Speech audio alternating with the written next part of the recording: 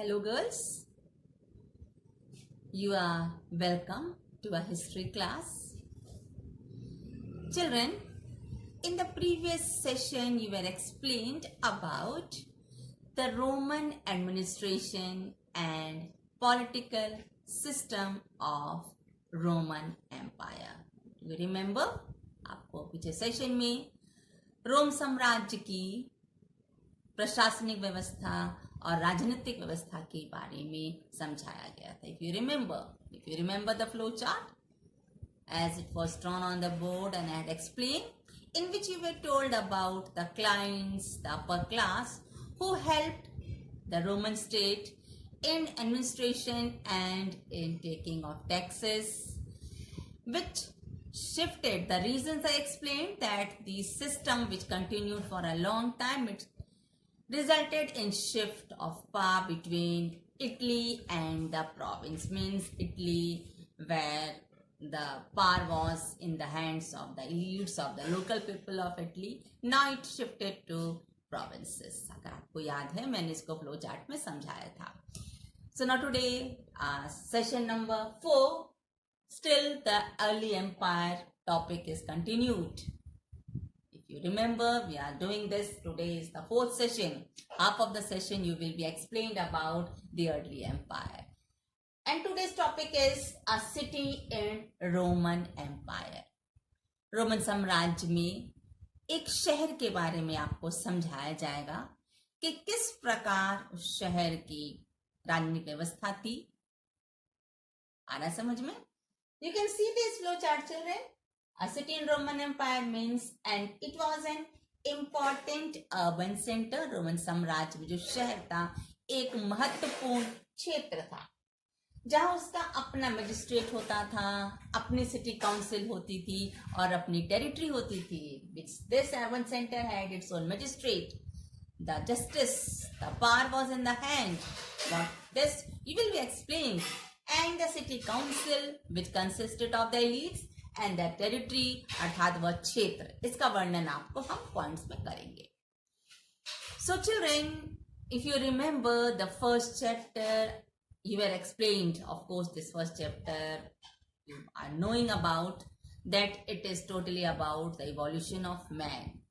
जब इतिहास का प्रारंभ हम पढ़ते हैं तो हम एक मनुष्य का किस प्रकार प्रवर्तन हुआ, अर्थात वह आरंभ में कैसा दिखता था, क्या उसकी क्रियाएं थी और उसमें कैसे धीरे धीरे परिवर्तन आया, मनुष्य के जीवन का परिवर्तन काल चक्र के अनुसार.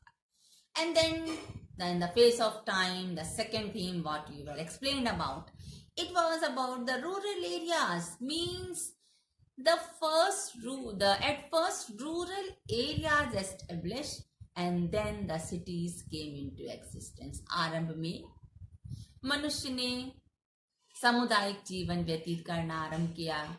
धीरे धीरे वह समुदाय ने एक गांव का रूप ले लिया और समय के बदलते समय के साथ शहरों में परिवर्तित हो गया. So now we are speaking about the urban centers where tax was imposed. पीछे सेशन में आपने सुना था उन शहरों के बारे में जहां कर लगाया जाता था, जो राजा के आय का एक महत्वपूर्ण स्रोत था जिससे वह अपने साम्राज्य का विस्तार कर सके. So children, important things about urban center means it had its own magistrate, a city council and a territory. So we'll see it in different points.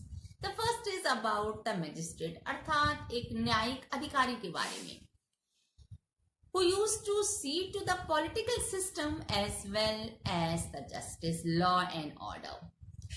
And these officials, children, they were elected. इन अधिकारियों का निर्वाचन होता था. And the king of Rome was the highest executive magistrate. अर्थात जो रोम का magistrate होता था वह राजा होता था. Means the emperor who used to see to the justice, who used to give decisions, and politically also he was the hero of the empire. अगर हम राजनीतिक परिप्रेक्ष्य में बात करें तो वही अधिकारी उस साम्राज्य का नायक होता था जो महत्वपूर्ण निर्णय लेता था, राज्य का विस्तार भी करता था. Then comes the second is about the city council. Means the local aristocracy which constituted the council. अर्थात वहां रहने वाले लोग जिसके बारे में आपने कई बार सुना है, जैसे कि सीनेट के बारे में आपने सुना, और धीरे धीरे सीनेट से वो कैसे शिफ्ट हो गया प्रोविंशियल एरियाज में, इसके बारे में आपने सुना. So this city council also means the upper class, the wealthy people, the landlords which composed the council. अर्थात ये जो काउंसिल बनती थी ये उस स्थान के रहने वाले जो संभ्रांत लोग थे, जमींदार थे, भूमिपति थे, व्यापारी थे, उनका एक समूह होता था जिसे सिटी काउंसिल कहते थे. And then next the territory. Territory means children एक क्षेत्र. For example you take from your own daily life in school, means you have a room which is known as 11th arts. आपके लिए कक्ष है जिसका नाम है 11th आर्ट्स. तो आप 11th आर्ट्स जहां लिखा है उसी कमरे में बैठ के पढ़ाई करते हैं. आप अपने सब्जेक्ट्स का अध्ययन और जो शिक्षण कार्य होता है उसी एक निश्चित स्थान पर होता है. साइंस स्ट्रीम के बच्चों के साथ आप जाकर नहीं बैठती हैं. Am I clear? Okay. Then comes children the same about, we are talking about the city.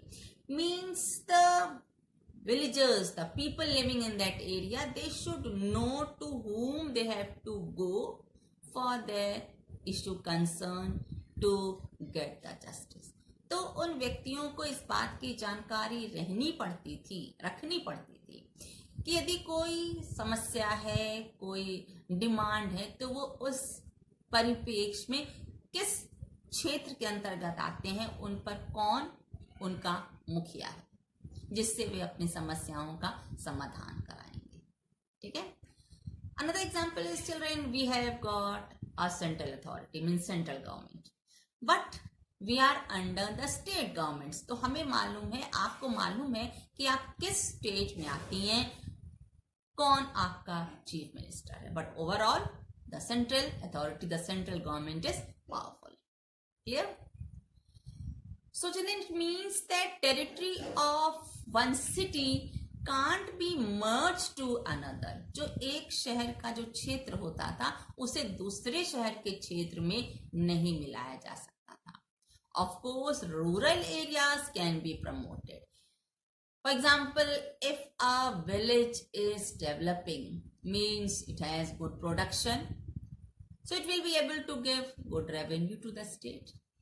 And if good production is there, population will increase. And then seeing to the norms of that particular place, it will be promoted. And then after a time, it will be known as a city. एक ग्रामीण क्षेत्र है जहाँ अधिक उपज होती है, वहाँ की भूमि अच्छी है, रेवेन्यू देने में वे समर्थ हैं, टैक्स दे सकते हैं, अन्य सुविधाओं का भी विकास हो रहा है क्योंकि जनसंख्या बढ़ रही है ऐसी स्थिति में. तो एक समय के बाद जब सारे फैक्टर्स वहां उपलब्ध हो जाएंगे, विकसित क्षेत्र हो जाएगा, तो वह शहरी क्षेत्र के रूप में जाना जाएगा. Clear? Next point is advantages of living in a city. अब इस शहरी क्षेत्र में रहने का लाभ क्या था बच्चों? The first is that in cities food was provided in spite of shortage. Means even in famines also, if there was famine in the countryside means villages में, अगर गांव में जहां से हम अन्न खरीदते हैं, जहां अन्न का उत्पादन होता है, अगर अन्न उपलब्ध नहीं हो पाया, अकाल पड़ गया या बाढ़ आ गई, कुछ भी, तो ऐसी स्थिति में ग्रामीण क्षेत्रों के लोगों का जीवन प्रभावित होता था. क्यों? That was the place of production, but cities used to buy those grains when provided, and there was the system of storing it in a good factor. अर्थात ग्रामीण क्षेत्रों से उपज खरीदकर शहरी क्षेत्रों में उसे स्टोर करने की अच्छी सुविधा थी, तो किसी भी प्राकृतिक आपदा के समय शहरी क्षेत्र में अन्न की कमी नहीं होती थी. Means scarcity of food was faced by the villagers. Clear? Because at those means sometimes they used to sell it because of their needs. क्योंकि जो अन्न का उपज का करते थे, वो उत्पादन जो होता था उसको बेचकर अच्छी राशि एकत्र कर लेते थे कि उन्हें मालूम था कि अगले सीजन में फिर से फसल मिल जाएगी. लेकिन नहीं मिलने पर प्राकृतिक आपदा की स्थिति में उन्हें कई परेशानियों का सामना करना पड़ता था. Then comes the Roman cities had some public buildings for entertainment. Means they had circus, they had amphitheaters. Means you can say that public buildings where the group of people used to sit together and enjoy. अर्थात शहरी क्षेत्रों में सार्वजनिक स्थल होते थे जहां एक साथ कई लोग बैठकर मनोरंजन करते थे. वहां मनोरंजन के साधन उपलब्ध होते थे. जैसे कि आप यदि पुराने समय के शासकों के बारे में आपने पढ़ा होगा, सुना होगा कि किस प्रकार वह आनंद या मनोरंजन के साधनों का प्रबंध करवाते थे.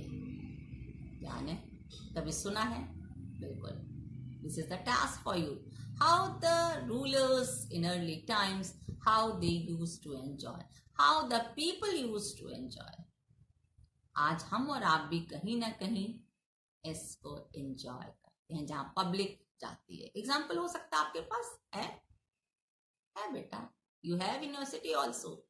We go. It's a public place where we go and that is in the city. वो ग्रामीण क्षेत्रों में उपलब्ध नहीं होता है. Then comes the public bath. That was, you can say, a striking feature of Roman urban life. अर्थात Roman साम्राज्य में जो पब्लिक बाथ होता था, जो सार्वजनिक बाथिंग सिस्टम था स्नान गृह का, स्नान करने का, वो बड़ा ही आप कह सकते हैं समय के लोगों की एक शौक होती थी. वो लोग उसको बड़े शौक से आनंद उठाकर नहाते थे. एक स्विमिंग पूल हो गया या तालाब हो गया, कुछ भी. अब जो बड़े घर के लोग होते थे, लैंडलॉर्ड्स होते थे, वो तो अपना प्रबंध खुद करते थे. जहां एक बड़ा सा ऐसा स्थान वो बनवाते थे जहां वे जाकर पानी का आनंद लेते थे काफी लंबे समय तक. Anyway, it is said that sometimes the aristocracies they used to enjoy bathing, and at that time only sometimes they used to discuss over issues and they used to take decisions. ऐसा भी होता था. कुलीन वर्ग के लोग अपने इस प्रकार के स्नान करने की व्यवस्था अपने घरों के आसपास या महलों में भी कभी कभी हो जाती थी, जहां वे नहाते समय, क्योंकि लंबे समय तक नहाते थे और नहाने के समय आनंद लेते हुए वह किसी भी इश्यू पर डिस्कस करते थे और फिर उसका डिसीजन लेते थे. So it is said that the people living in cities they enjoyed the life. How do you feel, children, while hearing this? Do we enjoy in the same way? Of course, there are some points which we enjoy in our city. आज भी हमारे शहरों का आप जानती हैं काफी विकास, हमारे शहर का विकास तो काफी हुआ है. हमारे प्रशासन ने हमारे शहर के विकास में काफी प्रयत्न किए हैं. काफी विकास हुआ है. गोरखपुर का विकास हुआ है बच्चों, बहुत विकास हुआ है. जहां हम आनंद लेने के लिए जाते हैं, मनोरंजन के भी कई स्थल हमारे गोरखपुर में बना दिए गए हैं. ठीक है. Now the next topic number 2, the 3rd century crisis, अर्थात तीसरी शताब्दी का संकट. Children, the starting of 200 years of Rome was of expansion and prosperity. आरंभ के 200 साल अर्थात पहली और दूसरी century, which is known as early empire, जिसे हम पूर्ववर्ती साम्राज्य के नाम से जानते हैं. इसके बारे में मैंने आपको पीछे सेशन में बताया था. उस समय रोमन साम्राज्य का विकास हुआ, विस्तार हुआ, अर्थव्यवस्था उन्नत हुई, समृद्धि हुई. लेकिन जो that 3rd century which is known as late empire, जिसे हम उत्तरवर्ती साम्राज्य के नाम से जानते हैं, जो हमारा आज का टॉपिक है, last topic of today session, the 3rd century crisis means the late empire, अर्थात तीसरी शताब्दी का संकट. ऐसी समस्या आई तीसरी सदी में जिसका वर्णन अब आप सुनेंगे. Can I start? Okay. So we'll see that children problems started in 3rd century. So what were those problems? आखिर वे समस्याएं कौन सी थी? Children there way major science of internal strains, अर्थात आंतरिक रूप में भी तनाव दिखने लगे.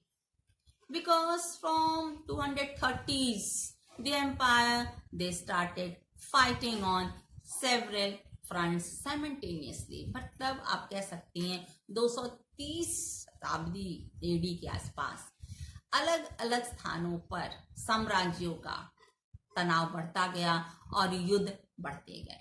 In which the Iranians were the rivals of Romans. आपने पीछे सेशन 1 अगर आपको याद है उसमें भी मैंने कहीं ना कहीं इरानियंस का जिक्र किया था. So the emperors they started facing problems from different sides together.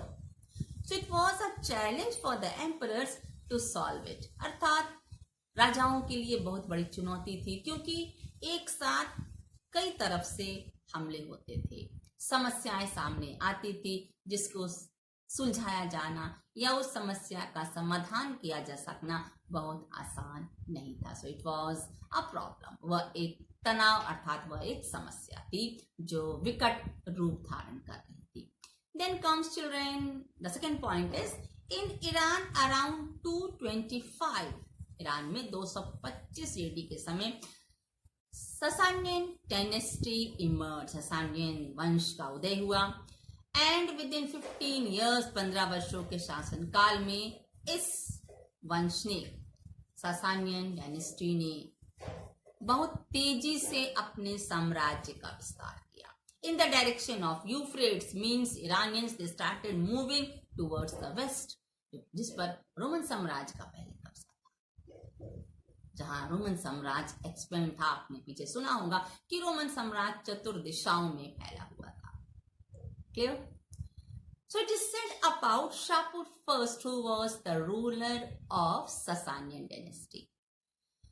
It is mentioned, see, the archaeologist excavation was done in which they had found a rock inscription. आपने सुना है पीछे कई बार sources of new history में, अर्थात हमें पीछे के समय के बारे में जानकारी कैसे मिली.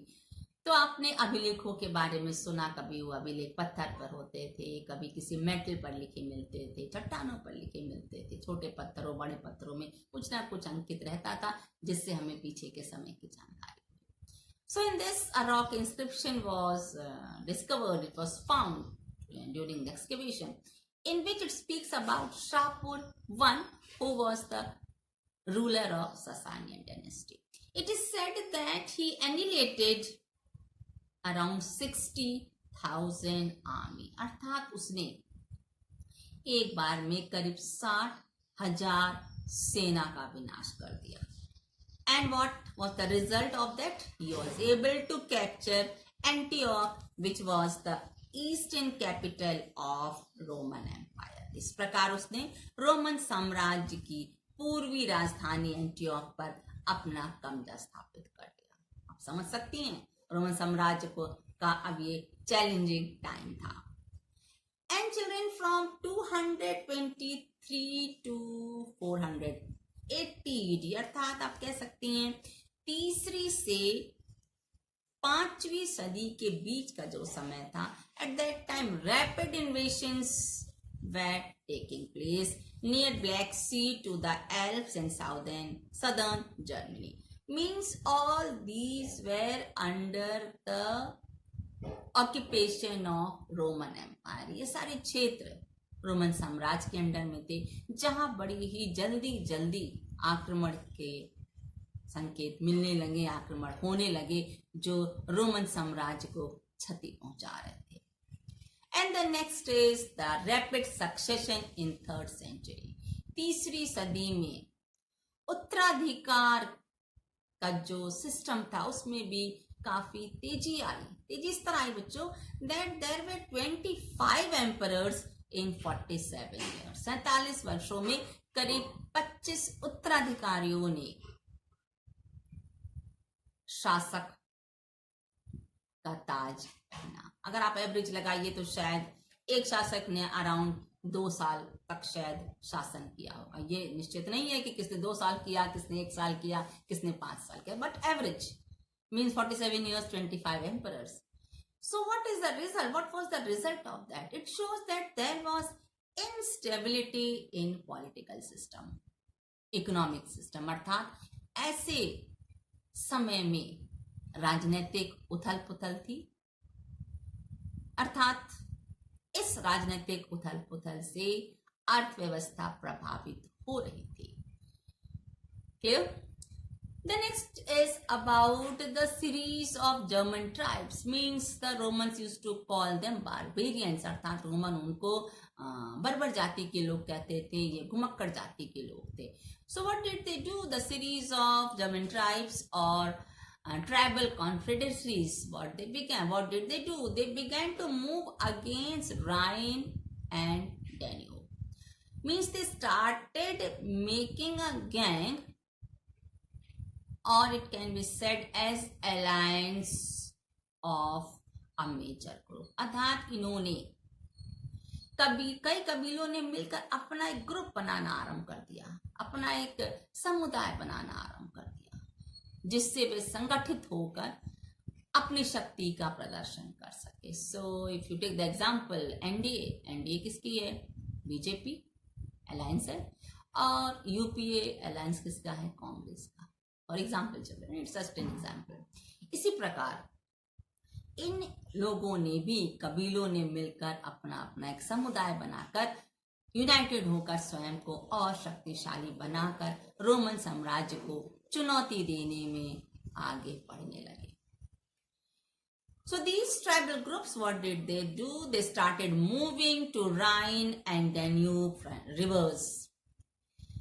As you can say, आप इस तरह कह सकते हैं कि ये दोनों नदियां रोमन साम्राज्य की उत्तरी सीमा बनाती थी. Means these two were the northern boundaries which were stretched up to Rhine and Danube.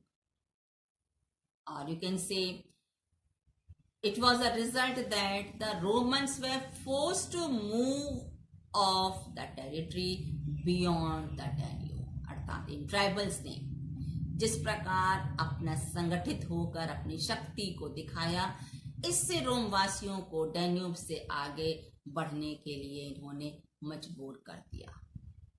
अर्थात it was a challenge to the Roman empire. जहां प्रथम और सेकेंड सेंचुरी में, पहली और सेकेंड सेंचुरी में रोमन एम्पायर इतना प्रॉस्पर था, थर्ड सेंचुरी में क्राइसिस आने लगी, चैलेंजिंग सर्कमस्टेंसेस स्टार्ट हो गए.